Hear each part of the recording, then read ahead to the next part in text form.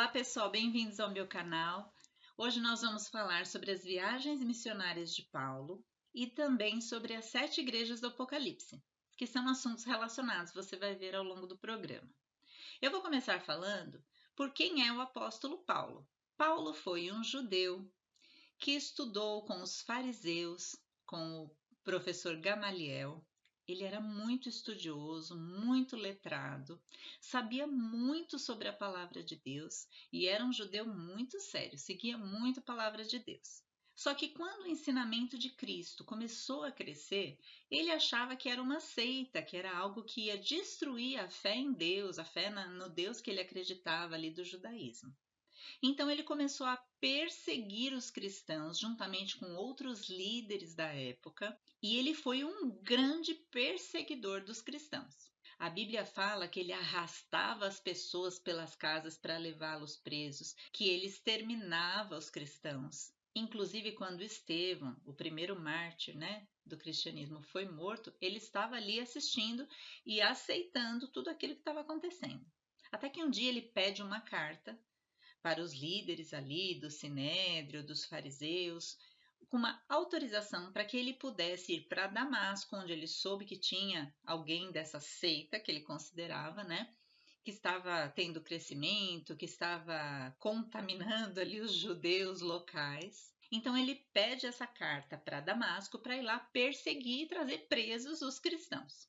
Quando ele estava indo para Damasco, que fica na Síria, ou seja, acima de Israel, quando ele estava indo para Damasco, o Senhor Jesus aparece para ele numa visão, ele até cai assim com aquela visão e fica cego.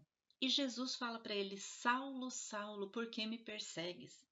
Porque Saulo era o nome judeu, que era a mesma raiz do nome Saul, Saulo era o nome judeu e Paulo era o nome romano. Então todos eles naquela época tinham um nome judeu e o nome romano. E aí Jesus falou para ele: Saulo, Saulo, por que me persegues? E aí ele fala: quem és tu, Senhor? E ele fala: eu sou Jesus, a quem você persegue. E naquele momento ele teve uma revelação de quem era Jesus, que ele era o Messias tão esperado dos judeus, que ele era aquele ungido, o que os judeus estavam esperando há tanto tempo. E ele sentiu, poxa, eu estou perseguindo o meu mestre, o meu Senhor, o meu Salvador, o meu Messias. Ele fica cego alguns dias, até que ele é levado a Ananias, que impõe as mãos sobre ele, ora, e ele é curado. Logo após ele é batizado, e aí já começa a pregar. Ele já começa a falar que realmente aquele Jesus que ele perseguia era realmente o Messias. Só que aí cria uma certa confusão, porque os judeus que tinham mandado ele para perseguir os cristãos não estavam entendendo por que ele tinha tido essa mudança. Então cria-se uma certa confusão em Damasco. Depois de Damasco, ele passa 3 anos na Arábia, onde lá provavelmente ele teve muita revelação de Jesus. E olha que coisa interessante, Os discípulos andaram com Jesus 3 anos. E Paulo, como teve essa revelação depois que Jesus já estava morto e ressuscitado, também teve essa experiência de 3 anos ali, onde provavelmente ele leu o Velho Testamento com outros olhos, agora vendo realmente que Jesus era o Messias, vendo as profecias que falavam a respeito da vinda dele. Aí depois disso ele volta para Damasco, é levado por Barnabé para ser apresentado aos apóstolos e depois ele vai para Tarso. Fica muitos anos lá em Tarso, até que Barnabé, que estava lá na igreja de Antioquia, que ficava ali na Síria, decide chamar Paulo para estar junto com ele ali, tocando a igreja de Antioquia. A igreja de Antioquia foi uma das primeiras fundadas que deu acesso ao entendimento do evangelho para os gentios, porque quando Estevão morreu, que eles perceberam a perseguição aos cristãos, eles fugiram. Então a palavra de Deus diz que eles foram para Chipre, para Fenícia, que hoje é no norte de Israel, ali como se fosse o Líbano, hoje, e foram também para Antioquia, que é para mais para cima, que é a região da Síria. E ali fundaram comunidades cristãs e que deu origem à igreja de Antioquia. Bom, Antioquia era uma cidade muito importante na época, porque ela era cruzamento de várias rotas comerciais. Então era um ponto muito importante ali. Ela era a terceira maior do Império Romano, atrás de Roma e de Alexandria. E aí um dia eles lá orando, o Espírito Santo se manifesta e separa Paulo e Barnabé para levarem o evangelho a outras regiões, ali aquela região da Ásia Menor, que hoje nós conhecemos como Turquia. Eu vou mostrar aí para vocês um mapa. Olha, eu sei que está muito complicado esse mapa. Esse mapa eu que desenhei. Essa parte amarela aí é a Turquia.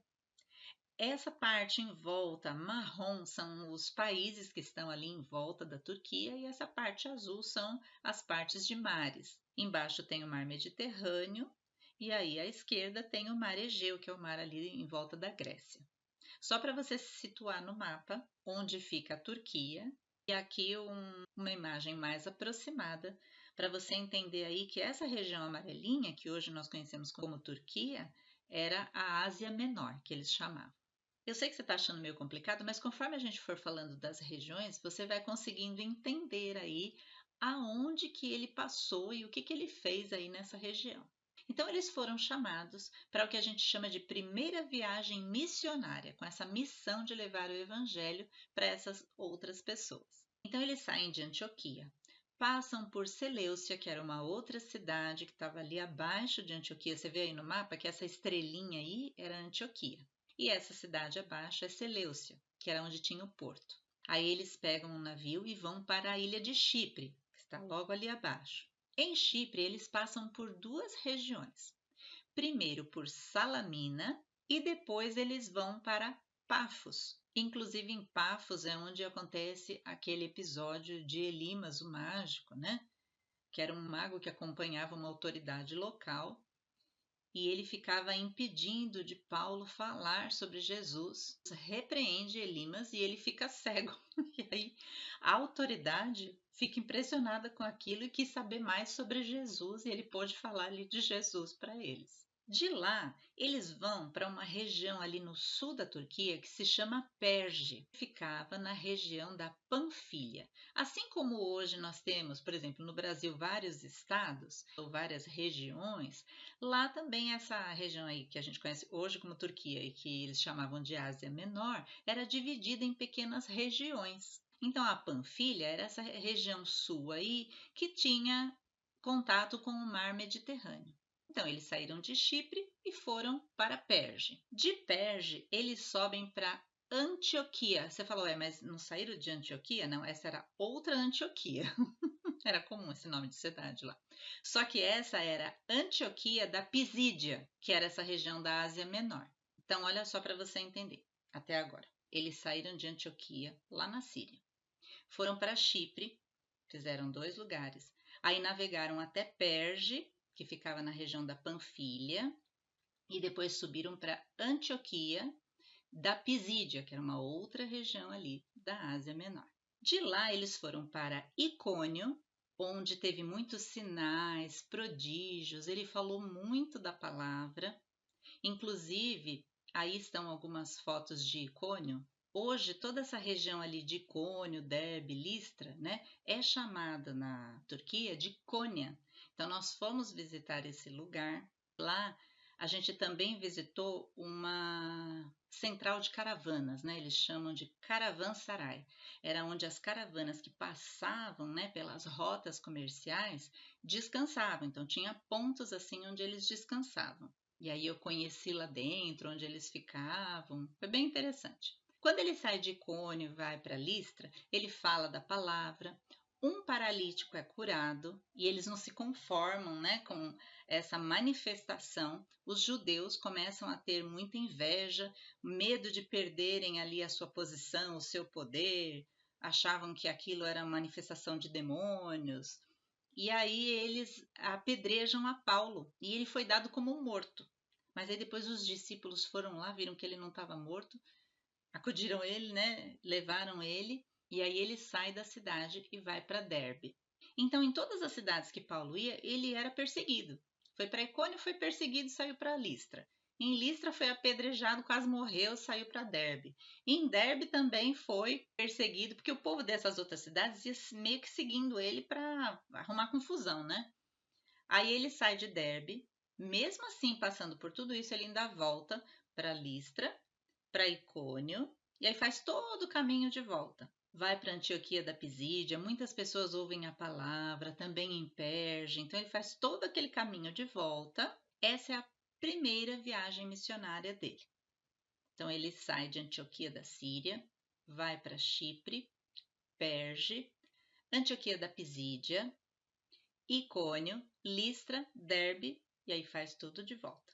Nessa viagem estavam Paulo, Barnabé e um sobrinho de Barnabé que se chamava João Marcos, que é o mesmo que escreveu o Evangelho de Marcos. Porém, quando eles estavam indo, que chegou lá em Perge, lembra que eu falei para vocês ali na Panfilha, Marcos volta. Não fala o que aconteceu.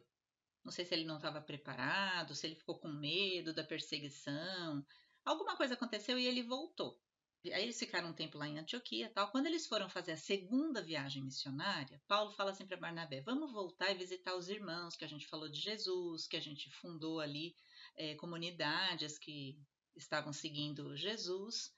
E aí Barnabé fala: vamos sim, eu vou chamar Marcos, né, para ir com a gente. Ele falou: não, não, não, não. Marcos não vai, não. Aí Barnabé: como assim não vai? Não, porque quando a gente foi, ele largou a gente lá.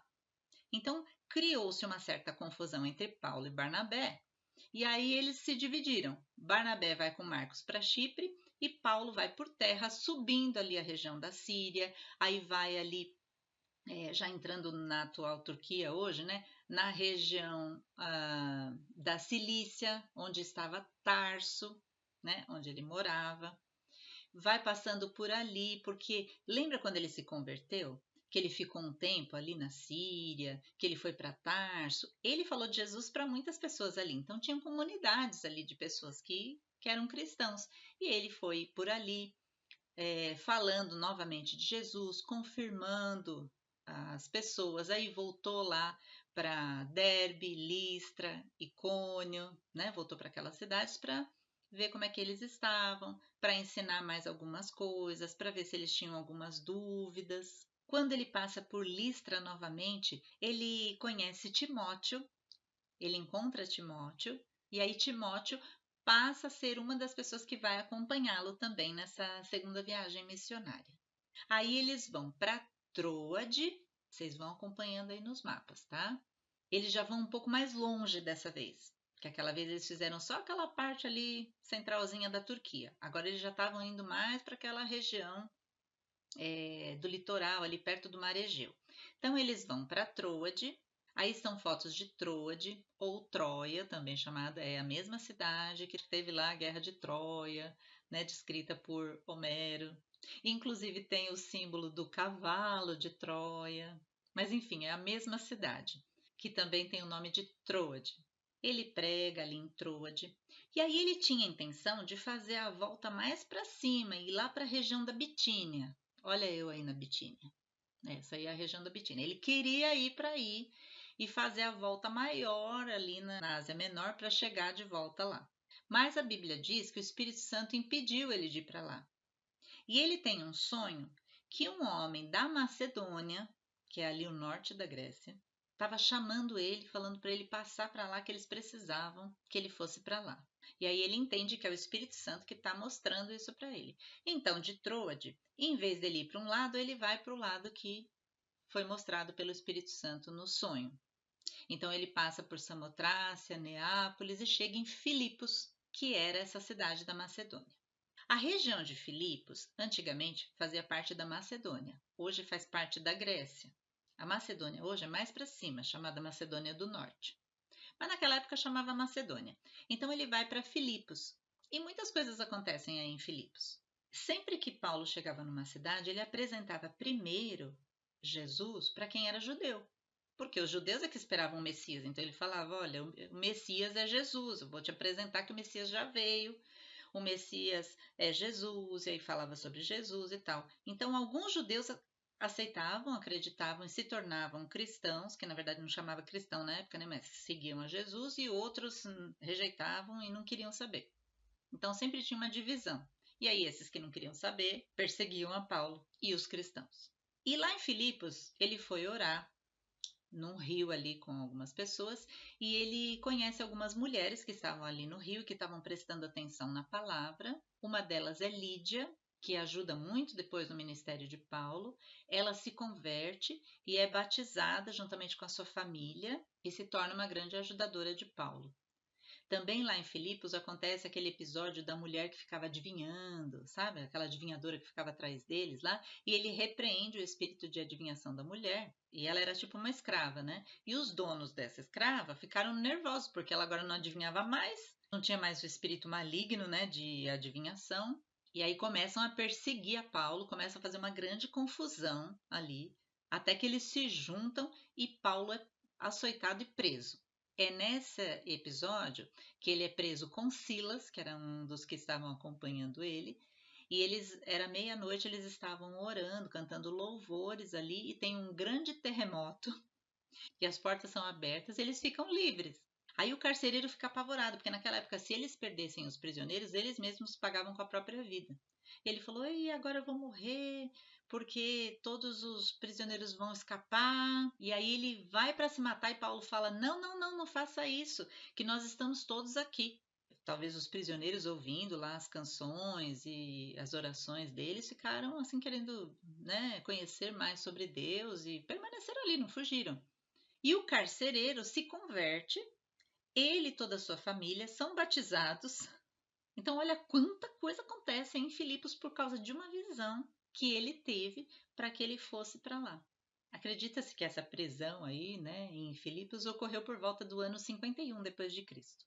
Aí, como ele é muito perseguido, ele vai para outra região. Então, ele falava de Jesus, quando a perseguição começava a ficar muito complicada, ele tinha que fugir para outro lugar. Aí ele passa por Anfípolis, por Apolônia e chega em Tessalônica, que era uma outra cidade ali da Macedônia. Para quem depois, mais para frente, ele escreve a carta aos Tessalonicenses, a igreja que se fundou aí nesse local, né? É muito perseguido em Tessalônica, e aí ele vai para Bereia, que era do lado. Em Bereia, a palavra diz que eles eram mais nobres, né? E eles ouviam lá, prestavam atenção em Paulo, olhavam nas escrituras para ver se realmente parece que ele é o Messias mesmo e tal, né? Então ele conseguiu pregar com mais liberdade. Porém, os de Tessalônica, para variar, seguem Paulo, vão até lá para criar confusão novamente. Então, o que ele faz? Ele fala para Silas e Timóteo ficarem lá, para terminarem de falar ali sobre a palavra, e ele vai para a Grécia, ele vai para Atenas. E ele fica impressionado com a idolatria que tinha ali. Mas mesmo assim ele discute ali com os filósofos, né? Assim, discute no sentido de discutir ideias, começa a falar, né, sobre Jesus para os gregos ali. E eles falam: "O que você está falando?" e tal. E aí, mas ele começou a falar assim, e eles se interessaram, né, pelo que ele estava falando. E aí ele fala assim: "Ó, vocês não têm aí um monte de deuses? Eu passei por aqui e vi um templo lá que está escrito assim: ao Deus desconhecido. Então, é sobre esse que eu quero falar." Ele puxou o gancho ali para falar sobre Deus, né? O Deus que criou o mundo, criou o céu e a terra. Aí ele vai falando tudo. Aí depois que ele enviou o seu filho, que veio aqui, morreu por nós, que ressuscitou. E ele disse: "Você tá ficando louco? O que você tá falando, né?" Ele: "Não", e tal. Ele começou a falar e eles quiseram ouvir mais sobre isso. Levaram ele para uma região que se chamava Aerópago. Aí estão as fotos do Aerópago. Eu no Aerópago. Eu achei muito emocionante, porque lá tem um local que está escrito que foi a região onde o apóstolo Paulo pregou. É bem bonito de ver. Inclusive, um parênteses aqui, eu dei uma de grega, sabe, gente? Eu tive um dia de grega em Atenas, na Grécia. Dá uma olhada. Bom, enfim, voltando ao apóstolo Paulo, e aí ele pregou nesse Areópago, falou ali para muitas pessoas, alguns ouviram, tipo Dionísio, Dâmaris, e outros não, mas ele ia sempre assim, ele ia para os lugares, falava, e sempre alguém ouvia, sempre ele conseguia ali alguma pessoa para Jesus. De Atenas, ele vai, aí começa a ser perseguido, lá os judeus de Atenas, porque os judeus tinham tudo quanto era lugar ali do Império Romano, né? E aí ele é perseguido e ele vai para Corinto. Então ele desce um pouquinho mais. Aí eu vou mostrar para vocês fotos de Corinto, que era uma cidade muito importante para o comércio, culturalmente. Era uma cidade idólatra, né? Como toda a Grécia. Lá tinha o Templo de Apolo. E uma coisa muito interessante que eu achei que assim, o Templo de Apolo ruiu, mas o local onde Paulo pregava tá lá, inclusive com as palavras dele numa pedra. falando ali sobre Jesus. Gente, foi muito emocionante. O nosso guia de Corinto, ele leu ali 1 Coríntios 13, né, que fala sobre o amor, bem em cima da onde ele pregava, que era o local ali onde eu estou aí, é o local onde ele pregava em Corinto. Eu sei que foi muito emocionante e estar lá nesse lugar onde Paulo ficou 1 ano e 6 meses. Foi lá que ele conheceu Priscila e Áquila, um casal também muito abençoado que ajudou muito na propagação do evangelho. E de lá ele decide ir para Jerusalém. Então ele passa por Cencreia, depois ele vai para Éfeso. Ele não fica muito tempo em Éfeso agora, mas depois ele volta, né, na outra viagem missionária para Éfeso. Aí ele deixa Priscila e Áquila lá em Éfeso e vai para Jerusalém, passando por Cesareia, que era o porto. Olha aí algumas fotos da cidade de Cesareia Marítima, uma cidade que ficava ali bem à beira do Mediterrâneo, já em Israel, onde ficavam os palácios dos governantes, as guardas. Era um porto e uma cidade muito movimentada, muito desenvolvida. Bom, ele passou por aí, foi para Jerusalém. De Jerusalém, ele conta tudo o que aconteceu, como que os gentios também começaram a acreditar no Messias dos judeus, né, em Jesus. E aí os apóstolos ficam muito contentes com isso, os irmãos, né? Porque o evangelho estava sendo pregado não só para os judeus, mas também para os gentios até os confins da terra. Aí ele volta para Antioquia e aí se finda a segunda viagem missionária. Depois de um tempo, ele parte novamente para a terceira viagem missionária.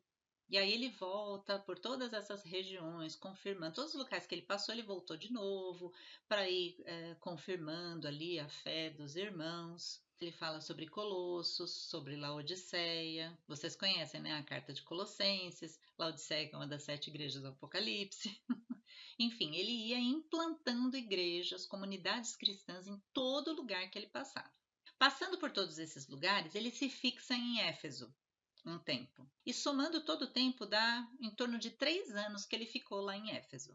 Aí tem fotos de Éfeso, está muito preservada essa cidade. Éfeso era uma cidade extremamente idólatra. Lá existia o templo de Diana, que era considerado uma das 7 maravilhas antigas e tal, né? E ele chega lá para falar que ela não era deusa coisa nenhuma e que Deus que é o criador do universo, que ele enviou seu filho, e ele fica falando ali. Primeiro ele fala para os judeus, como eu falei, ele sempre falava primeiro para os judeus, fica 3 meses falando, aí eles não, tem muitos lá que não aceitam, ele falou, quer saber, a partir de agora eu vou falar para os gentios. E aí ele vai para um local ali pregar, um certo homem chamado Tirano arruma ali para ele, que se chama Escola de Tirano, e ele fica ali 2 anos pregando. 2 anos pregando sobre Jesus numa cidade totalmente idólatra. Aí ele manda Timóteo e Erasto para Macedônia. Tipo assim, ele ia enviando os discípulos para ver nos locais onde mais precisava, tal, para eles irem lá dar suporte. E aí depois tem uma grande confusão, porque o que acontece lá em Éfeso? Ele prega todo esse tempo, as pessoas se converteram. Muitas pessoas se converteram.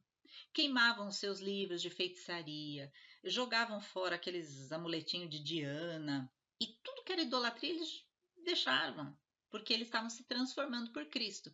E aí um artífice, né, desses estatuetinhas que eles vendiam lá, que era o comércio, era o lucro deles, era vender essas estátuas lá de Diana e de outros deuses, né? E ele começa a perseguir Paulo e levantar uma confusão lá, falando que eles vão falir todos eles, porque ninguém mais quer comprar aqueles negócios, afinal de contas estão em essa seita aí que está falando de um tal de Jesus e etc. Eu sei que ele faz uma confusão de um jeito ali na cidade, que aí ficou meio complicado para Paulo continuar ali. Ele ainda fica um tempinho, depois ele sai.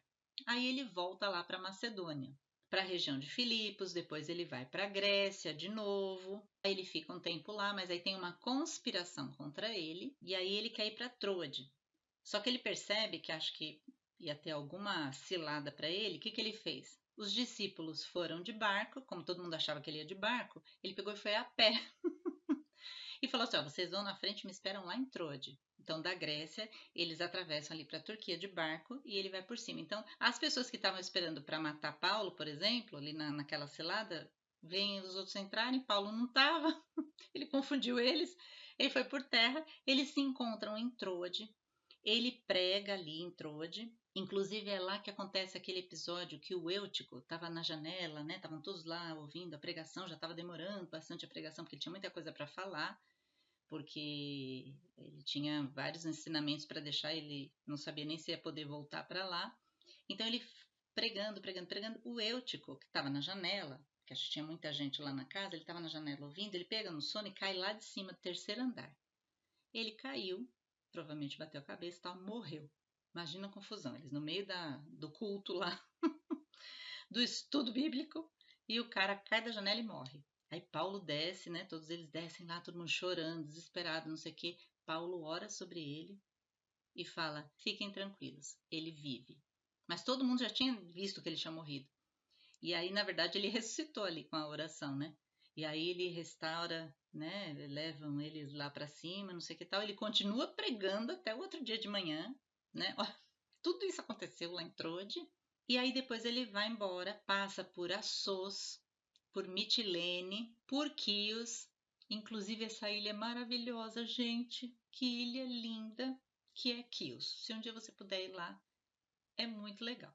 De Quios ele passa por Samos e chama os presbíteros de Éfeso para se encontrarem em Mileto, porque ele não queria mais voltar para Éfeso, porque ele queria chegar para Jerusalém na época da festa. Então, para ele não se demorar mais, voltar para Éfeso e tal, ele chamou os presbíteros, todos lá, os líderes. Eles têm uma reunião, ele fala ali muitas coisas, e ele fala: olha, eu não sei mais se eu vou ver o seu rosto novamente, porque ele percebeu que as perseguições estavam já aumentando demais, que ele poderia ser morto por conta do evangelho, ele não tinha medo disso, ele estava ali para fazer a obra de Deus, e aí ele se despede deles ali, eles choram, tudo, e ele vai embora.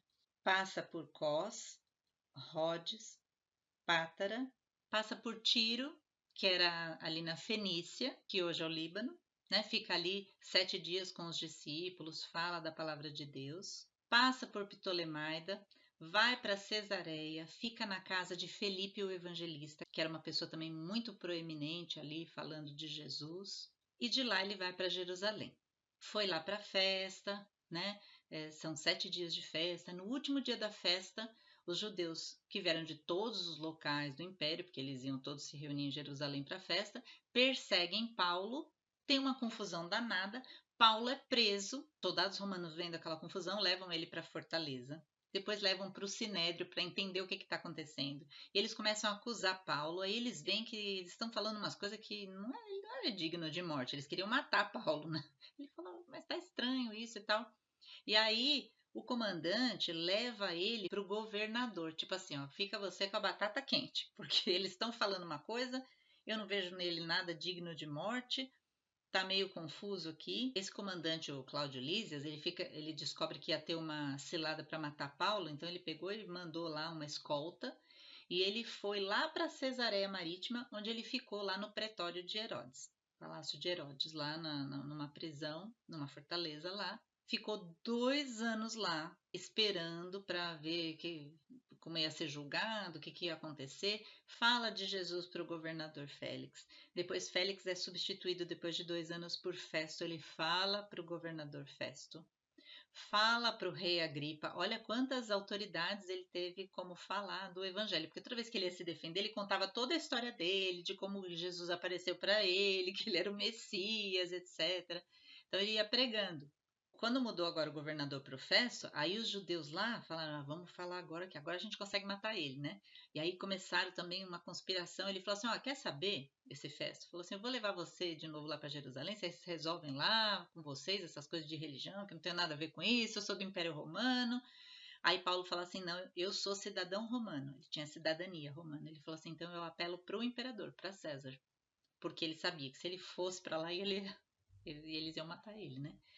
Então ele apela para o julgamento de César, então ele é enviado para Roma. Então ele vai de navio para Roma e acontece uma série de coisas lá, eu vou resumir porque já está ficando grande aqui, né? Ele passa por várias regiões, Sidom, Mirra, Quinido, Creta. Em Creta começa assim o tempo ficar muito ruim, ia começar o inverno. Ele fala, olha gente, melhor a gente passar o inverno aqui, depois a gente vai, porque vai ter tempestades. Ele orienta assim que era melhor eles não irem. E eles insistem. E aí eles saem de Creta, e em vez deles subirem ali pelo mar Egeu para depois dar na Itália, o que aconteceu? Com a tempestade, o vento foi levado embora, né? E ele, em vez de subir, ele desceu. E nisso, eles ficam 14 dias numa tempestade horrorosa. Eles jogam tudo do barco, até que chegando num certo lugar, né, eles avistam assim como se fosse uma praia, mas não sabiam de onde que era, mas estavam longe ainda. O barco se rompe, todos caem no mar, mas Deus tinha mandado um anjo para avisar Paulo que nenhum deles ia se perder. E ele, antes de acontecer isso com o navio, ele fala: olha, fiquem tranquilos, porque o anjo do Senhor apareceu para mim e me mostrou que vocês não vão morrer, né? E aí eles ficavam tudo prestando atenção, tal. Nisso, Lucas estava ali com Paulo, todo esse caminho aí. A gente percebe, né, que Lucas tá junto com ele. E aí tem o naufrágio do navio. E eles vão tentando lá, nadando até a praia, os que sabiam, os outros se apoiavam em umas madeiras, destroços e tal. Eu sei que todos chegaram com vida, eram 276 pessoas, chegaram com vida nessa praia, que eles não sabiam onde era. E aí chegam bárbaros. O que eram bárbaros? Pessoas que não eram do Império Romano, não falavam grego, né? Eles chamavam de bárbaros. Só que ele fala que, Lucas que está narrando isso, né? Em Atos dos Apóstolos, ele fala que eles trataram eles com humanidade. Você vê, eram bárbaros, mas trataram com humanidade. E aí fizeram uma fogueira ali, ajudaram eles a se aquecer, trataram bem eles, né? E nisso da fogueira ali, Paulo vai jogar mais coisa para acender a fogueira e uma víbora, uma cobra, pega e morde ele. Aí eles, os bárbaros, falando assim: nossa, ele deve ser uma pessoa que realmente é ruim, salvou do navio e agora a justiça não deixa ele viver, achando que ele era um malfeitor, né? Só que eles ficam só observando, achando assim: ele vai morrer, ele vai ter um mal-estar, ele vai ficar com a boca, ele vai espumar, ele vai fazer. Não acontecia nada. E Paulo lá, né? Tirou a cobra e continuou, porque Deus tinha falado para ele que ele tinha que falar em Roma. Então, se ele ia falar em Roma, ele não ia morrer ali, né? Então, ele não tava nem aí. E aí, quando eles viram que ele não morreu, aí todo mundo achava que ele era Deus, né? Que ele era um Deus e tal. E ele, não, não. Aí ele pode explicar: eu não sou Deus. É que Deus, ou seja, o Deus que eu sirvo, não permitiu que nada me acontecesse e tal. Eu começo a falar de Jesus ali naquela ilha também. Eles descobrem depois que é a ilha de Malta, que fica ali no sul da Itália. E nisso, o prefeito lá, o governador, sei lá, o líder, né? Lá dessa região de Malta, o pai dele estava doente. Aí Paulo vai lá e ora pelo pai dele. O pai dele é curado. Aí todos ficam assim, né, encantados com esse Deus de Paulo, com Jesus, etc. e tal, depois de ter evangelizado Malta. Aí eles pegam o navio de novo e vão lá para a Itália. Passam por Siracusa, depois chegam lá em Roma. Chegando em Roma, Paulo fica preso 2 anos, mas ele fica preso numa prisão domiciliar. Então ele podia receber quem ele quisesse, ele não podia sair, mas ele podia receber quem ele quisesse ali. Ele ficou pregando por 2 anos lá. Escreveu cartas, por exemplo, Efésios, Filipenses, Colossenses, Filemão, foi tudo escrito na prisão e ele recebia ali as pessoas. Ele falava de Jesus para as pessoas e os soldados que ficavam acorrentados nele ali também ficavam ouvindo sobre Jesus. E aí eles também, vários se converteram. E depois de 2 anos ele é solto, acredita-se, né? Porque depois o livro de Atos não continua falando, mas tem os livros históricos, as coisas que falava ali da época, né? Então acredita-se que ele, depois dessa prisão de 2 anos domiciliar, foi uma prisão religiosa essa. O Império Romano não estava contra ele, o Império Romano nem queria saber dele, né? Quem estava assim contra ele eram os judeus. Acredita-se que ele empreendeu como se fosse uma quarta viagem missionária, né? Começa a ir para outros lugares, envia Tito para Creta, envia Timóteo para Éfeso. Também acha-se que ele foi até a Espanha, que era um desejo dele, ir até os confins da terra, porque naquela época a Espanha era o lugar mais longe que poderia existir. Eles não sabiam da existência da América, nada disso, né? Então ali, o final da Europa era, nossa, o mais longe possível, que era a Espanha, que era essa região de Portugal. A Espanha de hoje era a Espanha, né, que eles falavam. Então acredita-se que ele foi até lá. Até nos escritos de Clemente, que foi um dos líderes da época, fala que ele foi até os confins do Ocidente. Os confins do Ocidente era ali na Espanha. Mas enfim, a perseguição continuava e aí já estava na época do imperador Nero. e ocorre um incêndio em Roma. Então, esse incêndio pegou vários bairros e não pegou justamente o bairro dos cristãos, dos judeus. Então, ele foi um álibi para Nero dizer que foi os cristãos que incendiaram Roma. E foi uma grande devastação na cidade, assim. Quase toda a cidade, praticamente toda a cidade foi destruída. E aí os cristãos eram muito, muito, muito perseguidos, eram mortos, crucificados, eram usados como tochas humanas para iluminar a cidade, olha só. E aí Paulo, sendo o líder desses cristãos, no fim é aprisionado e dessa vez é o Império Romano que está contra ele, então agora é uma prisão política. Essa segunda prisão de Paulo, ele ficou numa masmorra, né, na prisão Mamertina. Eu estive lá em Roma e eu vi o local ali, é um local assim muito insalubre e ele ficou ali antes de ser morto. Ele, por ser cidadão romano, foi decapitado, que era uma morte rápida, não sofria. E Pedro, acredita-se que morreu no mesmo dia, na mesma época ali, ele foi crucificado de cabeça para baixo, porque a crucificação era para aqueles, os piores, né? E quem era cidadão romano tinha uma morte rápida, né? Como se fosse uma, entre aspas, misericórdia, e ele foi decapitado. Feliz da vida porque ia se encontrar com Jesus e tinha terminado a carreira, combatido o bom combate e guardado a fé, como ele disse lá na última carta que ele escreveu, a carta de 2 Timóteo, né? Segunda carta para Timóteo. Então ele teve assim uma vida muito doada para Deus. Ele viveu para Deus. É por causa dele que hoje nós temos, nós gentios, né? Todo o povo do planeta tem o Evangelho. Começou através dele e dos outros apóstolos essa disseminação da palavra de Deus. Então ele é um homem muito admirado e muito usado por Deus. Agora, para terminar, você me fala, mas o que isso tem a ver com as 7 igrejas do Apocalipse? Porque depois, passado um tempo, João, em torno de 90 depois de Cristo, ele tem uma visão que vai trazer as revelações do Apocalipse. Apocalipse significa revelação, mas assim, essas igrejas foram igrejas que foram implantadas na época de Paulo, na época dos outros apóstolos, e foram as igrejas formadas principais daquela época para quem foi dada a revelação que deveria entregar aquela carta. As igrejas são Éfeso, Esmirna, Pérgamo, Tiatira, Sardes, Filadélfia e Laodiceia. 7 igrejas. Aí Jesus fala uma mensagem específica para cada uma dessas igrejas, situações que elas estavam passando, elogios, críticas, promessas, exortações. Só que os estudiosos perceberam o quê? Que nessa sequência que Jesus falou, também simboliza toda a era da igreja. Então, cada uma dessas igrejas, além de ter a revelação para aquela época mesmo, tem uma revelação para o período da história da igreja. Eu vou falar aqui para vocês bem rapidamente. Ó. A igreja de Éfeso, que é a primeira, ela representa também a igreja apostólica da época dos apóstolos, de 33 a 100 depois de Cristo. Aí tem a igreja de Esmirna, inclusive aí eu vou mostrar para vocês algumas fotos de Esmirna, como é hoje. Eu estive lá em Esmirna. Aí a parte que corresponde à cidade antiga. Essa orientação para Esmirna corresponde também à igreja perseguida, que é de 100 depois de Cristo a 313 depois de Cristo.